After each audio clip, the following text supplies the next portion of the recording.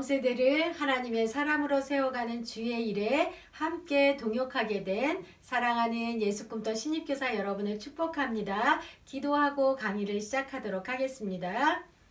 하나님 감사합니다. 우리를 하나님의 사람을 세우는 일에 불러주시고 사용하여 주셔서 감사를 드립니다. 이 시간 성령님 지혜를 주시고 집중할 수 있는 마음을 주셔서 온전히 깨닫게 해주시고 하나님 기뻐하시는 교사로 세워지는 은혜의 시간이 되게 해주세요. 감사를 드리며 예수님의 이름으로 기도드립니다. 아멘. 여러분 반갑습니다. 2021년 신입교사 교육은 크게 3개의 주제를 가지고 진행이 될 거예요. 첫 번째 1강에서는 교사 되기, 2강에서는 교사로 서기, 3강에서는 교사로 살아가기, 이렇게 3개의 주제를 가지고 강의가 진행되겠습니다. 먼저 1강 교사 되기에 대해서 함께 배우는 시간을 갖도록 하겠습니다. 교사 되기는 2개의 커다란 주제를 가지고 진행이 될 거예요. 첫 번째는 신앙교육 개론에 대해서 배울 거예요. 신앙교육이 무엇인지, 그리고 또 두 번째는 교사의 정체성, 교사는 누구인지, 교사의 정체성에 대해서 이렇게 2개의 주제를 가지고 함께 배우는 시간을 갖도록 하겠습니다. 여러분 강의를 시작하기에 앞서서 먼저 여러분에게 질문을 하나 드릴게요. 머릿속으로 여러분들이 이것에 대한 대답을 가지고 강의에 임하면 좋을 것 같아요. 여러분 신앙을 무엇이라고 생각하나요? 여러분이 신앙이라고 할 때 신앙을 어떻게 여러분의 언어로 표현할 수 있을까요? 또 여러분 그렇다면 온전한 신앙이라고 할 때 온전한 신앙은 무엇을 온전한 신앙이라고 할까요? 이것에 대한 여러분들이 답을 가지고 강의를 들으면 좋을 것 같아요. 자, 그럼 시작하겠습니다. 여러분 신앙이라고 하면요, 신앙은 세상과 우주의 절대자이신 하나님을 신뢰하는 것이 바로 신앙이에요. 다시 말해서 유한한 인간이 절대적 존재이신 하나님을 나의 창조주로 인정하고 하나님이 이루실 일들을 신뢰하는 것이 신앙이라고 할 수 있습니다. 그래서 예수님을 믿는 기독교인들인 우리가 매주일 고백하는 사도신경에는 이 신앙에 대한 내용이 분명하게 기록되어 있고 담겨져 있지요. 그래서 우리는 사도신경을 매주일 신앙으로 고백하고 있는 것입니다. 우리가 매주일 예배 드릴 때 고백하는 사도신경을 우리 그럼 한번 살펴볼까요? 전능하사 천지를 만드신 하나님 아버지를 나는 믿습니다. 나는 그 외아들 우리 주 예수 그리스도를 믿습니다. 나는 성령님을 믿습니다. 이렇게 사도신경 안에는 나는 하나님을 믿습니다. 나는 예수님을 믿습니다. 나는 성령님을 믿습니다. 삼위일체 하나님을 내가 믿는다는 믿음의 고백이 사도신경 안에 담겨 있지요. 그래서 사도신경을 살펴보면 첫째, 하나님이 세상의 창조자이시고 세상을 다스리는 주인이십니다. 이것을 고백하는 것이 우리의 신앙이에요. 또 하나님은 이 세상 모두를 다스리는 주관자이십니다. 이 고백을 하는 것이 우리의 신앙이지요. 또 하나님께서는 세상과 피조물을 지극히 사랑하셔서 아들을 통해 세상을 구원하셨습니다. 하나님께서는 아들이신 예수님을 믿는 사람들을 교회로 부르시고 세상을 회복하고 구원하는 일에 사용하는 공동체를 이루게 하셨습니다. 이 고백을 드리는 것이 바로 우리의 신앙이지요. 그래서 신앙의 최종은 종말을 소망하면서 재림의 예수님을 소망하며 살아가는 것, 그것이 바로 우리의 신앙의 고백이 되고 있습니다. 여러분 그렇다면 온전한 신앙은 무엇일까요? 온전한 신앙을 갖는다는 것은 우리가 지금 고백했던 그런 신앙의 내용들을 지식으로 그리고 마음으로 무엇보다도 삶의 의지적인 차원에서 결단하고 이것을 종합적으로 받아들이는 것을 온전한 신앙이라고 해요. 다시 말해서 성경과 기독교 전통이 갖는 논리를 통해서 그것을 우리가 머리로 이해하는 것이죠. 성경의 내용들을, 신앙의 내용들을 내가 머리로 이해하고 그리고 나서 머리로 이해한 그 내용들을 내 마음으로 그것을 받아들이고 동의하는 것이 있어야 되는 것이에요. 그리고 의지적인 차원에서 동의한 그런 신앙의 내용들을 의지적으로 결단하고 믿음의 삶을 살아가는 것. 그래서 지적인 차원, 정적인 차원, 의지적인 차원, 이것이 하나를 이루어서 우리의 삶을 통해서 드러나는 것이 온전한 신앙인이라고 우리는 말할 수가 있습니다. 그렇다면 신앙교육의 핵심 목적은 무엇일까요? 신앙교육의 핵심 목적은 신앙의 내용들이 교회가 인정하고 또 받아들이고 체계화시킨 그런 형식과 방법들을 통해서 한 사람에게 전수되고 그리고 그것이 누군가에게 또다시 전수되는 것, 이게 신앙교육의 핵심 목적이라는 것이에요. 한 사람이 받아들이고 동조하고 동의하고 의지적 결단으로 실천하는 그런 믿음의 고백들이 누군가에게 또 전수되어서 앞사람이 했던 똑같은 고백이 그 다른 사람에게도 똑같은 고백으로 이루어지고 앞사람에게 변화시켰던 신앙의 내용들이 또 전수된 사람들에게 변화를 일으키게 하는 것, 그것이 바로 신앙교육의 핵심 목적이라고 할 수 있습니다. 그래서 교사는 기독교 전통이 전수해온 이런 신앙의 내용들에 대해서 먼저 동의하고 이 신앙이 요구하는 대로 삶을 살아가는 것이 수반되어야 우리는 교사라고 할 수가 있습니다. 내가 그 신앙의 내용에 대해서 동의하지 않고 그런 신앙인으로 살아가지 않으면서 우리는 교사의 역할을 감당할 수가 없겠지요. 교육적인 포인트를 한번 좀 살펴보겠습니다. 그래서 이 신앙교육의 내용은 이 5가지 영역에 골고루 다 담겨져 있는 것이에요. 우리가 드리는 예배와 예전을 통해서 또 말씀 선포와 전도를 통해서 그리고 가르침과 훈련을 통해서 교제와 친교를 통해서 봉사와 선교를 통해서 이런 5가지 모든 영역 가운데 신앙교육의 내용이 담겨져 있고 실제적으로 기독교의 신앙은 우리가 이 신앙 내용을 배우고 또 예배와 집회를 통해서 또 신앙을 체험하고 고백하고 나아가서 신앙적인 삶을 의지적으로 살아가는 일, 이 모든 것들이 신앙교육의 내용이라고 할 수가 있습니다. 그래서 결과적으로 이 신앙을 타인에게 전하는 일, 그래서 실제적으로 타인에게 전하고 전수시키기 위해서는 우리에게 실제적으로 실천하는 그런 행동이 요구되겠죠. 그 실제적인 행동이, 실천하는 행동이 우리의 삶 가운데 수반되어야 한다는 것입니다. 두 번째, 이제 신앙교육의 목적과 내용에 대해서 살펴보도록 하겠습니다. 교육은 교육하고자 하는 내용을 어떤 과정과 어떤 방법으로 전달할 것인지 그것은 매우 중요하지요. 먼저 교사는 가르치는 목적을 바르게 알아야 해요. 교육이라고 할 때 교육은 의도적이고 체계적인 활동이에요. 어떤 의도죠? 어떤 사람을 이러이러한 목적을 가지고 변화시키겠다라는 그런 의도성을 가지고 체계적으로 활동하는 것이 바로 교육이라고 할 수 있습니다. 그렇다면 신앙교육의 목적은 뭐예요? 하나님의 사람으로, 온전한 하나님의 사람으로, 그리스도인으로 변화시키는 것이 신앙교육의 목적이라고 할 수가 있겠죠.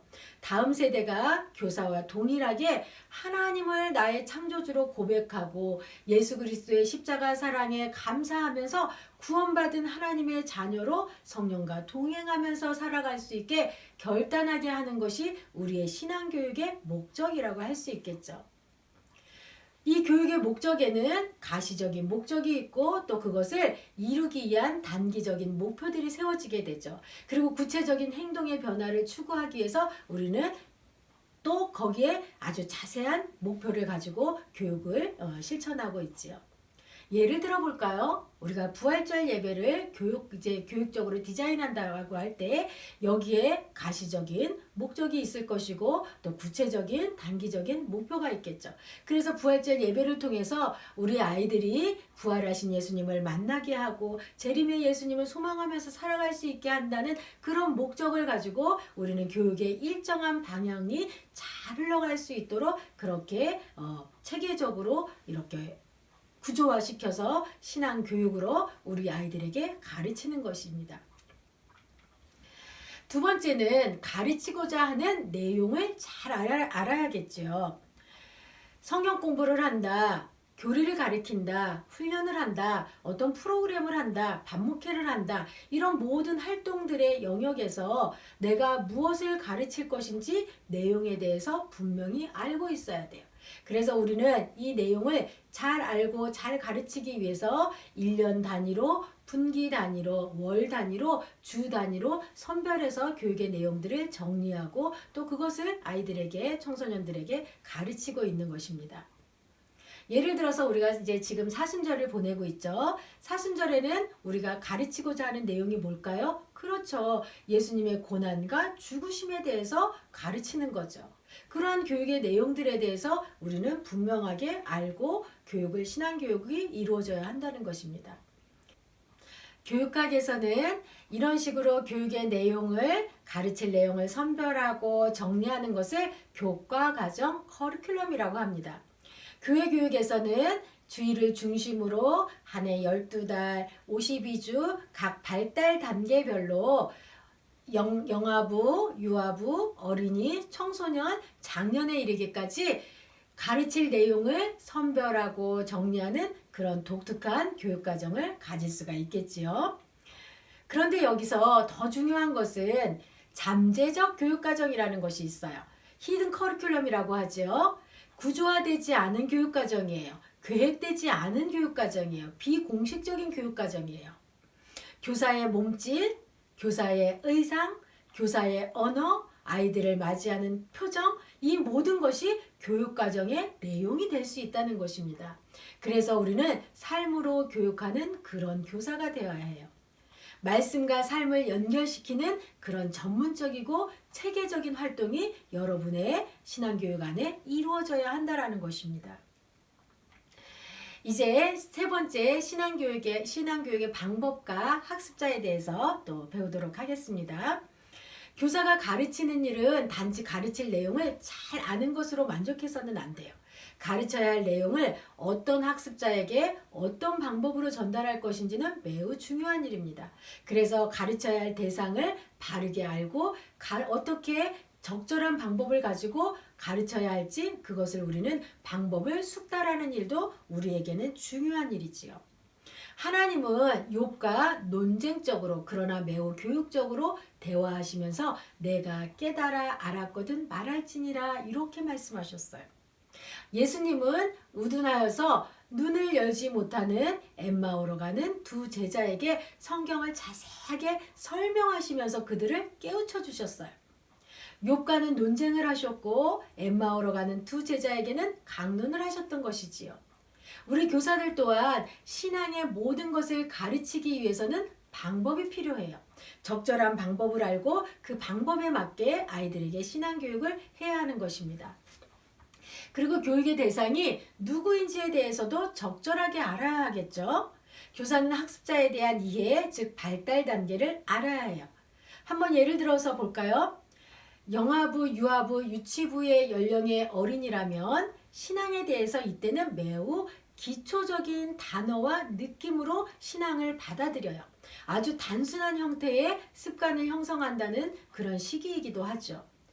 이 시기에 아이들은 예수님이라는 단어를 접하면서 선생님이나 교회 안에서 예수님을 대신해서 보여주는 그런 행동을 통해서 예수님을 따뜻한 분으로 경험할 수 있다라는 것이에요.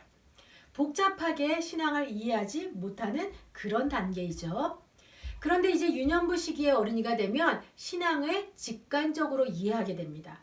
그래서 이때의 교육적인 방법은 반복하고 되새기고 확인하고 이런 교육적인 방법을 활용하게 되겠지요. 어린이들은 유치부에서 형성된 매우 그런 기초적인 신앙의 정보들을 기반으로 해서 다소 복잡한 형태의 신앙의 개념들을 이제 습득하게 되는 그런 시기를 맞이하게 되지요. 그래서 예수님이 우리의 죄를 위해서 죽으셨어요 라는 그런 신앙의 고백들을 그런 기초적인 고백들을 아이들이 자신의 언어로 문장으로 표현해서 고백할 수 있는 그런 시기가 되는 것입니다. 그리고 초등부 시기가 되면 이 아이들은 교리의 의미를 내면화하고 또 그것을 체득하는 그런 수준으로 나아가게 되죠. 굉장히 합리적이고 논리적인 사고가 형성되는 그런 시기이죠. 아울러서 이때 초등부 시기의 어린이들에게는 신앙을, 행동을 습관화할 수 있는 그런 기회를 갖게 해주시는 것이 매우 중요하죠. 그래서 우리 아이들이 주일 성소는 꼭 해야 되는 것이고, 기도할 때의 자세는 어떤 것이고, 말씀을 묵상하는 것은 어떤 것이고, 그런 기초적인 습관을 형성하게 한 시기가 바로 이때의 시기라고 할 수가 있습니다. 청소년기에 들어서면서 이제 중등부 아이들은 자기 정체성을 형성하는 사춘기에 접어들게 됩니다. 그래서 이때 아이들은 막 이런 질문을 하게 되죠. 최초의 인류가 아담과 하와뿐이었다면 가인은 누구와 결혼한 것이에요? 예수님이 3일 만에 부활하셨다고 하는데 과학적 증거가 있나요? 이런 당혹스러운 질문을 하게 될 것입니다. 그러니까 중등부를 맡은 교사라면 이런 것들에 대해서 어떤 방법으로 이 아이들에게 신앙적인 접근을 해야 할지 우리가 배워야 하겠죠. 또 고등부 학생들의 경우가 되면 이제 당혹스러운 그런 질문들은 조금 줄어든다고 해도 역시 합리적이고 상식적인 신앙 논리를 요구하는 그런 경우가 많습니다. 그래서 교사는 이 시기에 청소년들의 신앙교육을 위해서 교리교육과 신앙적인 논리교육을 강화하는 것이 굉장히 바람직하다고 볼 수가 있겠죠. 그래서 더불어서 꿈터의 다음 세대들이 개별적으로 가지고 있는 정서적인 특징이나 또 환경적인 특징이나 성격적인 그런 특징들, 이런 것들도 교육의 내용에, 교육의 방법에 반영이 되어서 교육이 약간 차별화될 수 있겠죠. 청소년 시기에 그런 아이들을 맡고 있다면 MBTI나 디스크 검사와 같은 그런 다양한 테스트를 통해서 부서 교사들과 함께 더불어서 방법을 익혀보고 나누면 그런 더 흥미로운 사역을 진행할 수 있을 것이라고 봅니다. 자, 교육적인 포인트를 한번 살펴보도록 할게요. 중요한 것은 가르치는 일이 주일에 30분 성경 공부만 열심히 하면 되는 것으로 생각하는데, 실제로 신앙을 가르치는 일은 예배와 각종 성례전, 이 모든 행위 안에서 일어난다라는 것입니다. 심지어 기도하고 찬양하고 말씀을 듣는 집회에도, 회중 모임에서도 가르침은 발생할 수 있다라는 것이에요. 교회가 실천하는 봉사와 선교적인 삶을 통해서도 교육은 이루어집니다. 그래서 다음 세대들이 교회가 세상과 어떻게 만나는지, 교회가 세상에 대해 어떤 자세를 취하는지, 교회가 세상 가운데서 무엇을 주로 하는지, 이런 모든 것들을 통해서 보고 배우게 되는 것이지요.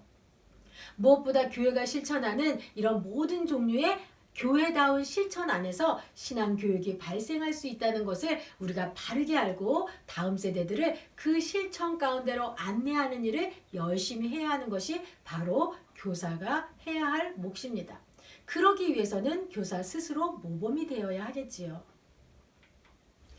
교육이 발생하는 공간과 시간과 배경과 운영 방법에 대한 이해가 또 우리에게 필요합니다.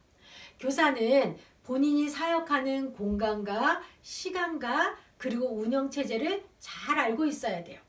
특별히 성결교단의 교육 내용은 사중복음의 내용을 중심으로 교회력에 따라서 일련의 교육이 운영되고 있어요. 중생하게 하시는 예수님, 성결하게 하시는 예수님, 치유하시는 예수님, 다시 오실 예수님, 중생, 성결, 신유, 재림이라는 이 사중복음을 바탕으로 12달의 교회력에 따라서 교육이 운영되고 디자인되고 신앙교육이 이루어지고 있다는 것입니다. 또 중요하게 우리가 기억해야 할 것은 신앙교육은 주일교육과 주간교육의 순환적 패턴으로 주일과 주간의 모든 목회적 돌봄을 통해 이루어진다는 것이에요. 무슨 이야기냐? 교회는 무엇보다도 주일을 중심으로 움직이는 공동체예요. 그런데 교회와 성도는 월요일부터 토요일까지 세상 가운데서 부름받은 하나님의 백성으로 세상에서 선교의 사명을 감당하고 살아가는 것이 성도의 삶이라는 것이지요. 그리고 주일이 되면 다시 세상으로부터 교회로 돌아와서 지난 한 주간의 결실들을 하나님께 올려드리고 영적인 치유와 회복을 경험하면서 말씀과 기도 가운데 사명으로 부흥을 체험하고 다시 한 주간 월요일 세상으로 돌아가는 그런 순환적인 패턴이 우리의 신앙의 패턴이라고 할 수 있습니다. 그러니까 주중의 사역과 주일의 사역, 이 모든 것이 우리에게는 굉장히 중요하죠. 교사는 주일에 파송받아서 세상으로 나아간 다음 세대들을 주일 교회로 예배의 자리로 다시 초대해야 해요. 그리고 그들이 예배 가운데서 회복되고 새 힘을 얻어서 다시 담대하게 세상으로 나아갈 수 있도록 중보하고 격려하고 돌봄을, 목회적 돌봄을 아끼지 말고 실천해야 하는 것입니다. 중요한 교육적 포인트 한번 살펴보도록 할게요. 아이들을 가르칠 때, 우리 다음 세대를 가르칠 때 무엇보다 중요한 것은 내 스스로 교사로 생각하고 내가 스스로 교사로 행동하고 교사로 살아가는 것입니다. 앞에서 이야기한 잠재적 교육과정이라고 할 수가 있죠. 신앙을 가르치는 교사에게 무엇을 가르쳐야 할지 또 어떻게 가르쳐야 할지 그것보다 더 중요한 것은 우리가 교사로 살아가는 것입니다. 입으로만 실천하는 것이 아니라 삶으로 본을 보이는 것이지요. 신앙을 가르치는 교사로서 여러분들이 다짐해야 할 것이 무엇인지 여러분 한 3가지 정도 기도 제목을 적고 성령님의 도우심을 구하는 기도를 한번 드려보세요. 자, 이제 교사되기 2번째 파트, 교사의 정체성, 교사는 누구인가에 대해서 함께 나누도록 하겠습니다. 교사의 정체성, 교사가 누구일까요? 여러분, 이스라엘은 우리가 잘 알다시피 솔로몬 이후에 북이스라엘과 남유다 2개의 나라로 갈라지게 되었죠. 북이스라엘은 아수르에서 멸망하고 하나님의 백성들은 유리하면서 방황하게 되었지요. 또 이어서 남유다는 바벨론에 의해서 멸망하고 그리고 세계 곳곳 이렇게 떠돌아다니면서 방황하고 고통을 겪게 되는 그런 삶을 살았어요. 예언자들은 이런 상황을 목자 없이 방황하는 양들로 이야기를 했어요. 왜 이야기를 여러분들에게 말씀을 드리냐? 다음 세대들이 목자 없는 양처럼 방황하게 해서는 안 된다는 것이에요. 하나님은 교사들을 통해서 우리를 양들을 돌보는 교사로, 목자로 우리를 불러주셨어요.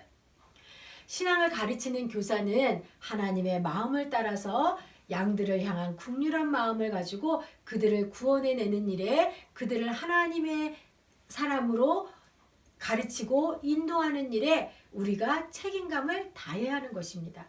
이것이야말로 불의하고 황폐하고 양들을 방황하게 만드는 이 시대에 참 목자이고자 하는 교사가 품어야 할 중요한 비전이기도 합니다. 그러면 교사는 누구인가? 3가지 교사의 정체성에 대해서 함께 배우도록 하겠습니다. 먼저 교사는 그리스도 예수 안에서 사랑으로 소명을 받은 사역자입니다. 다시 말해서 양을 품는 목자라는 것이지요. 그래서 예수님과 맺은 이 사랑과 신뢰의 관계 안에서 형성된 지혜와 지식과 삶의 방식들을 다음 세대와 더불어 나누어야 하지요. 요한복음 21장에서 예수님은 베드로에게 사명을 주십니다. 베드로와 제자들을 보다 더 넓고 깊이 있는 사역의 자리로 베드로를 부르셨지요. 그리고 목양의 자리로 나아가라고 격려하고 계시지요. 예수님은 우리를 그렇게 목양의 자리로 부르시고 나아가라고 우리를 격려하고 계십니다. 2번째, 교사의 사명, 2번째는 지명, 양을 먹이는 목자라는 것입니다. 교사가 목자의 사명을 품는 것은 베드로처럼 신실하게 소임을 다하는 청지기 목자로 서는 것이에요.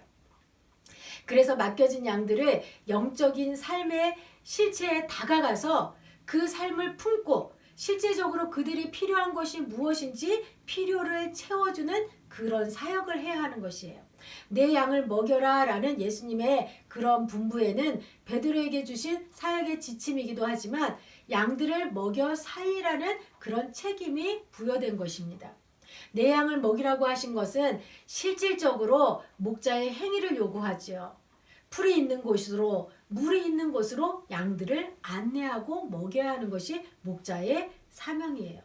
목양의 사명을 받은 목자는 이제 맡겨진 양들을 위해서, 자신의 양들을 위해서, 하나님의 양들을 위해서 주저하지 말고 양을 먹이는 실질적인 필요를 채워주는 이 사역을 감당하며 살아가야 합니다. 마지막으로 교사는 누구인가? 교사의 정체성, 양을 지키는 목자라는 것입니다.